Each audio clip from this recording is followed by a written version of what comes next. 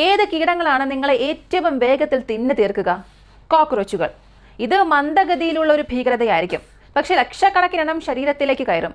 എന്നാൽ അവയുടെ വായ വളരെ ബലഹീനമാണ്. ആദ്യം കണ്ണ്, ചുണ്ട്, നാവ് പോലുള്ള മൃദുവായ ഭാഗങ്ങൾ മാത്രം കടിക്കും.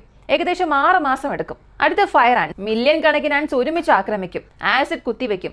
ചെറിയ ചെറിയ മാംസകഷ്ണങ്ങൾ കടിച്ചെടുക്കും. ചർമ്മം പാളി പാളി അപ്രത്യക്ഷമാകും. ഏകദേശം 2 മാസത്തോളം എടുക്കും ഇവയ്ക്ക്. അടുത്തത് തെർമിസിഡ് ബീറ്റിലുകൾ. വളരെ കഠിനമായ കാര്യങ്ങൾ പോലും തിന്നാൻ കഴിയുന്ന ബീറ്റിലുകളാണിവ.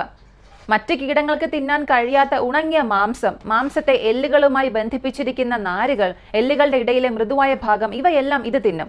ഏകദേശം 3 ആഴ്ച കൊണ്ട് ശരീരം പൂർണ്ണമായും തിന്നു തീർക്കും. അടുത്ത മാഗറ്റുകൾ. ഇവയെ ജീവശരീര ബ്ലണ്ടർ എന്ന് വിളിക്കുന്നു. കാരണം ഇവ കടിക്കില്ല, പകരം പ്രത്യേക എൻസൈം പുറത്തുവിടും. ആ എൻസൈം മാംസം ദ്രവമാക്കും.